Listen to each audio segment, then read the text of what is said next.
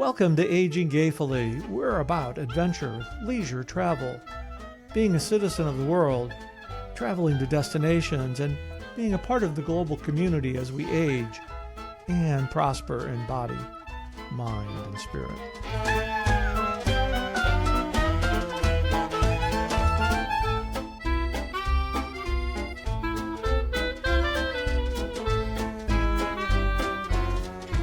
Welcome to Aging Gayfully. I'm Josh.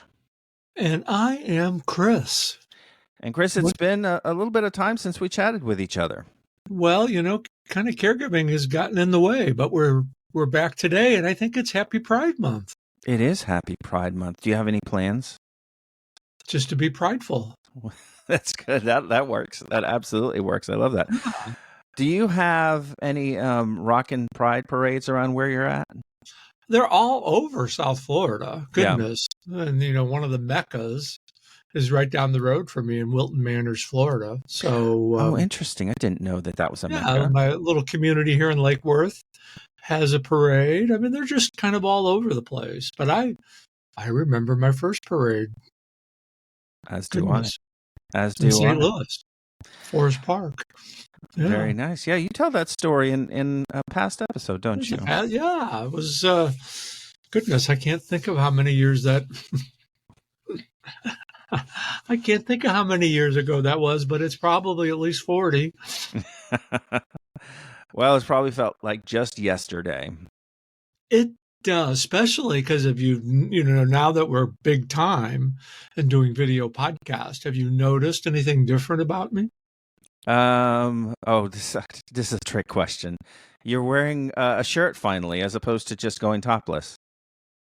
Well, I me going topless would pretty much ruin the podcast. But no, don't you see anything different? You are skinny, svelte. Yes. I've lost 50 pounds. I know. I unfortunately have found it. Well, that's what friends are for, lost and found. That was a heck of a Christmas gift that you gave me. It doesn't need to be returned. It's okay. Yeah, no, I can't seem to get rid of it. Anyway, we're going to do technology today, but eventually we're going to do some health and wellness and travel as well. So. Yeah, well, I'm intrigued by your regime because I am very impressed. You did one of those pictures, those pictures from the side where you hold your pants out.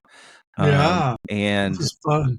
And yeah, no, very impressive. So congratulations to you. And I assume that you're continuing.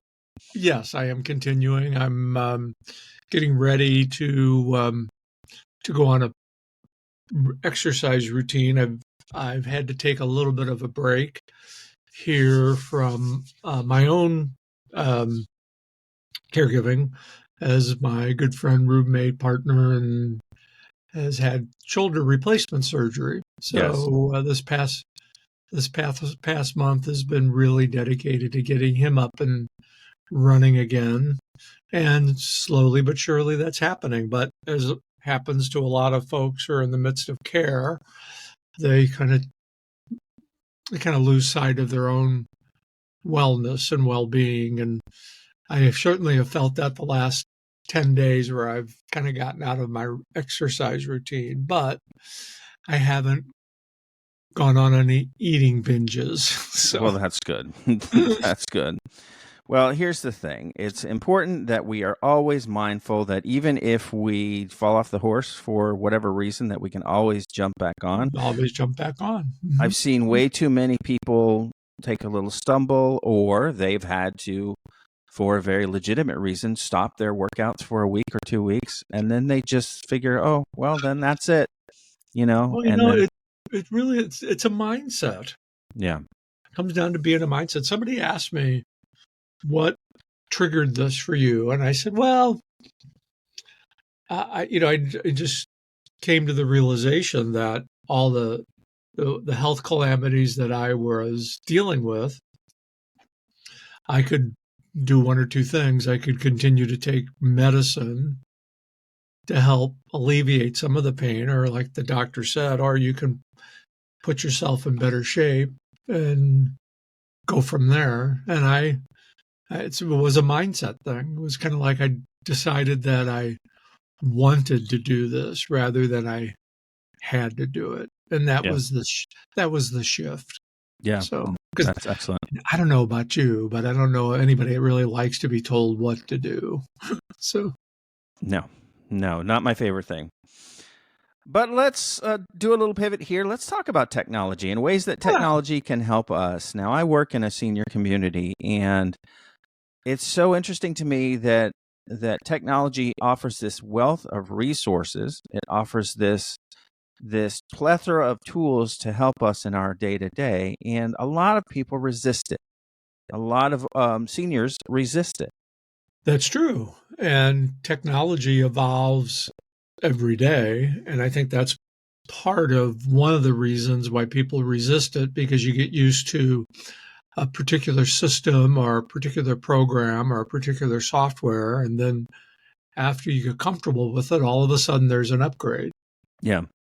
Yes. And I think what I've learned along the way, and tech is, especially with AI, I mean, goodness, that's kind of taken over the world in one sense. But I think one of the things that tech companies have forgotten about, and this applies no matter how old you are, we all have different skills and abilities when it comes to technology, how we use it, how we understand it, and what works best for each person. It's not a cookie cutter.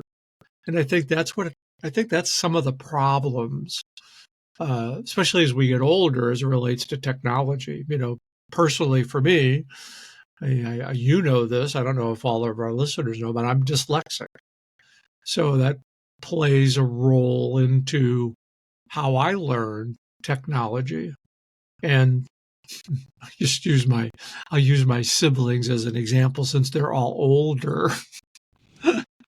As we get older, we all have different skills and abilities. Well, no matter how old we are, we have different skills and abilities. How do you learn those skills as it relates to technology that can be advantageous? Yeah, and the other thing that's a barrier to some people is the cost. Different things. Even getting a smartphone, that's not an inexpensive transaction. Now, once you get the smartphone, there's plenty of free apps and free little things that you can do with it. But even getting the phone and then setting it up, all of these things prove to be barriers for folks who are just dipping their toe into technology, maybe for the first time. Very much so. These smartphones. Oh goodness! And here, the latest update has just went on your phone. Well, what do we even need all those updates? I mean, and there's so much noise out there as it relates to what's the next best thing. I think it just kind of behooves us to continue on with what you're comfortable with. Mm-hmm. You don't always need the next best thing, but I don't know, we're always encouraged to kind of push that upgrade button. Yes, absolutely. Well, let's talk about some of the things that are available for folks that seniors find extremely helpful. Now, I will ask you, do you have a smart speaker? Do I have a smart speaker? No, I don't. Okay. So we have smart speakers in our house. We have 3, 2 downstairs and 1 upstairs. And for those who aren't very familiar with the idea of smart speakers, they are speakers that you talk to and Oh, you mean someone. like Alexa? Yes, that's Okay, right. I do have Alexa. I didn't. Oh, is yours not so smart? No, that's the user that's not so smart. So yes. So Amazon has a product, Google has a product, Apple has a product. All of them have this virtual assistant that you talk to, and it responds back to you and answers your questions. Now, AARP Tech Trends report found that 34% of adults aged 50 plus own a smart speaker, and 73% of those use it daily, and that's for weather, for reminders, and for entertainment. And many users report increased feelings of safety and independence due to voice-activated features like fall detection, and emergency calling. Now, very important word in there, these two ideas of safety and independence. The more advanced you get in your life, the more you are concerned with both being safe and, best to your ability, maintaining your independence. And these are some devices that help you do that. Well, safety and independence are like buzzwords as you get older. Mm-hmm. Everybody wants to experience that. Mm-hmm. I think the caution there is, how do you turn safety and independence into a sales pitch? Okay, go ahead. Well, I mean, there's so many devices out there on the market. Which one is the best one for you? How do you decide what do you need? We're kind of going through that right now. Yeah. At our home is, I can't be at home 24/7, but I also know that my roommate is pretty independent. Yet, with a shoulder replacement surgery that's just happening, mm-hmm. It's going to be 2 or 3 more months before he's fully functional. And mm-hmm. where's my comfort zone in leaving for a couple of hours to do? Sure. So, that's where some of these devices really come in handy. But how do you know the right one to pick for yourself? Well, you use a little bit of technology called the internet, and AARP has a page dedicated to which smart speaker is the best, depending on what features it offers. Mm-hmm. So it will take a little technology to research, but it'll take technology to get to the technology. Yes, or if you have a senior who has any young person nearby, then of course they can ask them for help in research. Because I often say, especially when we're doing technology, if I only had a 15-year-old for just a couple of hours, I promise to give them right back. That's because right. I think it's, as I look at some of my nieces and nephews, I think it's fun to see how people learn technology, but the teenagers, most of them just pick it up, like they grab the phone and they start, and it's like, what's up with that? How do they? Yeah, so we'll talk about my 8-year-old who's very, very handy with a tablet right now, and I don't mean Tylenol. I mean a digital tablet. So yeah, absolutely. No, yeah. Well, that encourages some intergenerational exchange there. Well, and I think the fun thing about that is you look back and you see how learning changes. Mm-hmm. Mm-hmm. I mean, I don't, I remember as a kid being set in front of the TV to watch early morning and Saturday cartoons. That was our learning curve. Yes, I don't know what I learned from the Saturday morning cartoons, except for perhaps you can run off the cliff and you can stay in the air for a few minutes until you realize that you're off the cliff and then you fall. That's the only thing I learned from the Saturday morning cartoons. So you have this Amazon device in your house. What do you use it for? What I mostly use it for is music. Okay. I have a couple of special channels I listen to on Sirius XM. And the other thing, I will ask questions every once in a while to Alexa. What's the temperature? What's the weather? I get some automatic updates on the weather, especially if there's any severe weather. But it's funny. Most of the time, I use it while we're sitting in the kitchen. Yeah, there'll be a discussion going on, and we'll want to kind of fact check our opinions. Yeah, and look at it, ask about a specific event and when it happened. So it's it's readily available, which I think is pretty awesome. So we use it for that, of course. We also use it to remind us to do whatever at a certain time. We use it to set alarms to wake us up, obviously, or to time our food. We also use it for light control, to turn lights on and off, for a thermostat, for different things in our house. Anything that plugs into an electrical socket, you can connect to, or I can connect to my virtual assistant through Amazon and have it operate that, which you start to have this used by people who have mobility issues. Very, very handy and wonderful. Or people who have vision issues, and they can't necessarily find the thermostat, or they can't find the light. Or even if you are in your bed at night and you want the lights on, you need to jump up or very gingerly get up and go to the restroom, you just ask the lights to turn on instead of having to fumble for a switch. All of these things, we're starting to go into the area of, oh, isn't that nice, to now, oh, this is increasing my safety. This is making it just a little bit safer for me to maneuver in my home. Mm-hmm. Well, and safety is,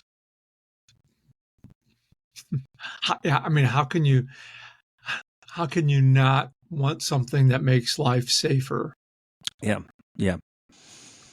And the independence that provides. Yeah. So. And the other thing that I've seen a lot of seniors use it for is pill reminders. I hadn't thought of that, but that is important. Mm-hmm. The pill reminders. I've got to do my vitamins today because I know that on Sundays as I have to refill it, but it'd be nice to have that little reminder. Oh, sure. Doctor's appointments. And another useful thing is that you can hook it up so that when you ask it to, it can call an emergency contact. So God forbid you fall in the middle of the room. You can't get up. You must have been reading my bald head, because I was thinking just that. Yeah. About having them call. So that's actually a solution while I'm gone, to set up the AI to call me if I'm gone. Oh, sure. Very good. You see, we're even educating ourselves on aging gayfully. I think I just did my good deed for the day. Goodbye, everyone. Oh, goodness. So let's talk about some different technology. So that the smart speaker is definitely very helpful. Mm-hmm. Another thing that I deal with in my work is I help the people who have low vision challenges. The prevalence of macular degeneration, for example, as we age, it's staggering how many folks get that. And there are so many different tools to help with vision, or help with a lack of vision, I would say, that are out there. And I'm just going to name drop one, because this is one that I'm very familiar with. It's a free app. It is on both Apple and Android. It's on your phone. You can get it on your iPad or your tablet, anything that has a camera. It's called Seeing AI. They are not a sponsor, but they are welcome to sponsoring Aging Gayfully. And what you do is you turn it on, you turn the camera on, you point your phone at text, and it will start reading the text to you. It's pretty amazing. Senior AI? No, seeing as in I can see, SEEING, and then AI, Seeing AI. And it'll use the camera of your phone. Now, I first discovered this app, I guess, about a year ago, and I started introducing it to the seniors that I know, who found it to be incredibly easy to use and incredibly useful. Because really all you do is you click it on your phone, you point it to text, and it automatically starts reading. Now, since then, talk about the development of technology. Since then, they have expanded because of the usefulness and the resourcefulness of AI. Now you turn on your phone, you point your camera at anything, and it will say, that is a red coffee cup in front of you. Or that will say, that is a door in front of you. Or that will say, there is a bald man wearing a red shirt with checkered lines in it standing in front of you. Now, imagine the worlds that can open up. Oh my gosh. Mm-hmm. Like shopping. Someone with low vision being able to shop now. So what they would need to do is they need to take their phone. They would probably want to get headphones so that not everyone is hearing this this constant description that's going on, but then they can go and they can point their camera, their phone at a can. It'll say, oh, that's tomato soup. Okay, well, I want that. Oh, it's 5 ounces. Oh, okay, I don't want that one. I want the 12-ounce one. Now, obviously, there's a bit of a learning curve and getting used to it, but imagine the worlds that can open up. And again, independence, trying to maintain independence and increasing confidence. I'm looking at it right now because I'm technologically advanced. I can do up to two things at the same time. Yes. If we get 3, that might be overload. But I was going to say, now rub your head and pat your belly while you're doing that. I don't have a belly anymore to pat, so okay. I'll come and pat yours. But like Amanda Buddha might get mad, but that's okay. This is again. This is another thing that is so important. Why we have these conversations, because we all come across helpful tools, but there's not one person or entity that could have all this information in one spot. But that's why it's so important to share it. So, I mean, this is like off the charts. I'm thinking of my friend in Fort Lauderdale who could use this. And let's be clear, Chris, that's just the one that I came across. That's just the one that I happen to be aware of. There's so much out there, and this particular episode isn't meant to be an exhaustive review of everything that's out there. It's just showing examples of how far we've advanced. And if we have folks who are willing to try, who are willing to learn, who have people around them to help, I'm willing to learn, then your independence can still be maintained a lot longer than you think that it can be. And that's so important. Yeah, very much so. Yeah, very much so. So, I'm being educated on our own podcast. Well, isn't that it's good that I feel like I have some good on this podcast as opposed to just, learning from you, which I'm happy to do, but that's how it usually happens. This is a two-way street. One more example of how technology can be useful. Okay. AI and predictive tools in health monitoring. I've gone through a whole lot of health apps this past 6 months with my weight loss. Okay, go ahead. Let's hear about it. Well, I'm not going to name names, but maybe I will. So, health and wellness is obviously a real big business, and you get inundated with apps when you start. You type in and say, "I want an exercise app," or "I want, I want to be able to tone up," or "I want to do yoga," and then and I think everybody has seen these advertisements on your phone or whatever social media app that you're on. They break it down into age groups, whether it's 20 to 30, 30 to 40, or whatever the age group is. And they always have something where it's like 60 or above or 65 and above. And, they have these AI photos of people as they age. And then when you click on it, the people who are demonstrating the exercises are these buffed, 20, 30 years old. And, it's like, wait a minute. That's not what you advertised that this is for 65 and older, yet you don't have anybody demonstrating in that age bracket. What's the reality of that? You want to be able to have cohorts in one sense in these, especially in the health and wellness app that you can relate to. I'm not going to relate to a 25-year-old buffed, what do they call the abs when they're packed? They're the 6-packed abs. Yeah. I want to be able to relate to the content that's being delivered to somebody that's in my age bracket.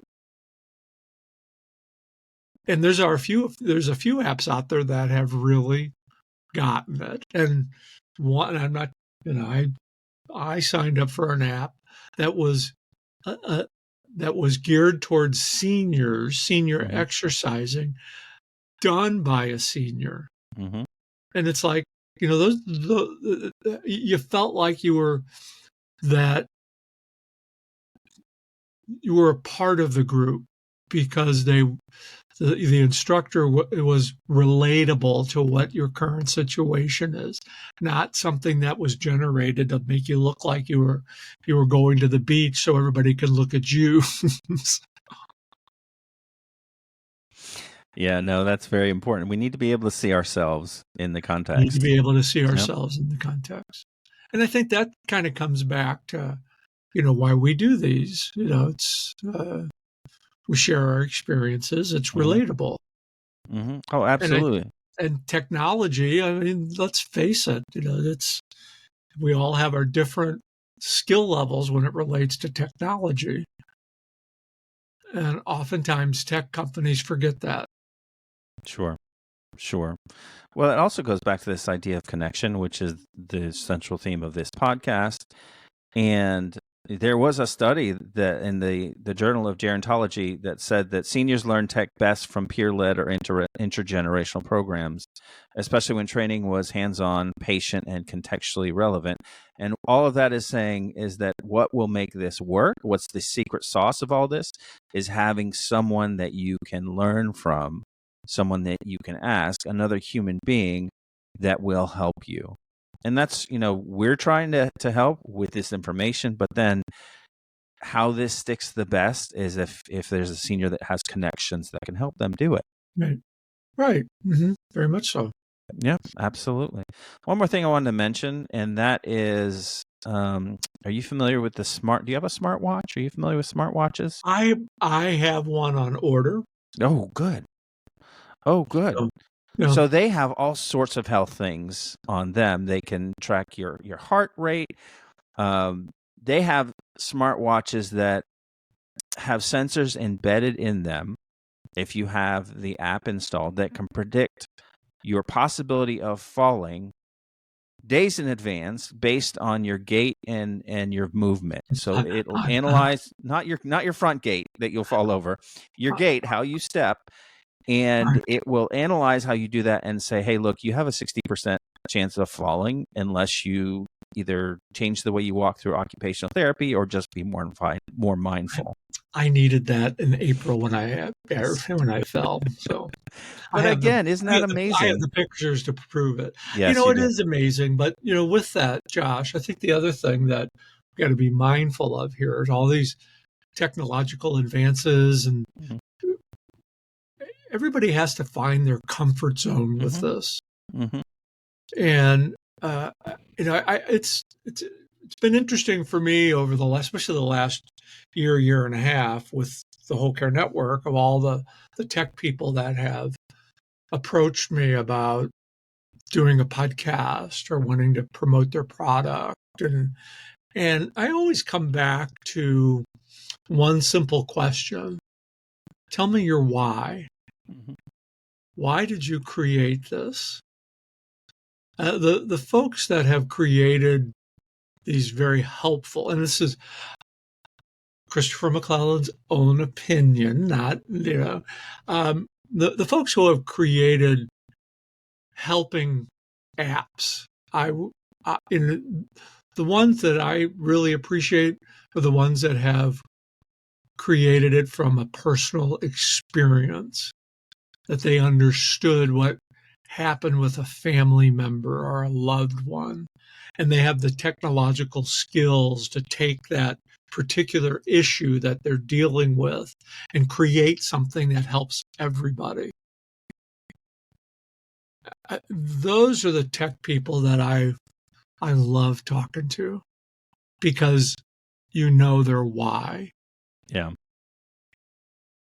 And they're authentic. Not that, again, my opinion only, because when it comes to care and caregiving and senior care, we all have our own experiences, but from our experiences, we often have solutions that other people can benefit from. And it's those folks who can share that And that's kind of what we do in our, you and me, we have the ability to share our experiences and hopefully help somebody else who, even if it's just one person who's listening to this and helping them, then we've been successful. Yep. That is our why. That is our why. Mm-hmm. So how can people connect with us? Well, they can go to Gainesville and look for you on the street corner, but I will not be on the street corner. It's too damn hot. I will not be on the street corner. It's gotten hot in Florida, so no, God. they can contact us through yes I am at AgingGayfully.com. Yes I am at AgingGayfully.com. And I have another plug, if you don't mind. The floor is yours. The floor is yours. I'm assuming it's not a hair plug, so go ahead. Well, you never know. Yeah. Never know. No, but our last episode we talked about the film project, and the suchaswefilm.com is now live. And since it's technology, I'm trying to, I did the website myself. So please, there might be a typo or two because I am dyslexic, but the suchaswefilm.com, check it out. Suchaswefilm.com. That's exciting. That's exciting. Happy Pride. Happy Pride. All right, you all. Until next time, I've been Josh, and I want you all to go out there and live the absolute best life you can. Be safe and maintain that independence. And I would say ditto. All right. See you. Okay.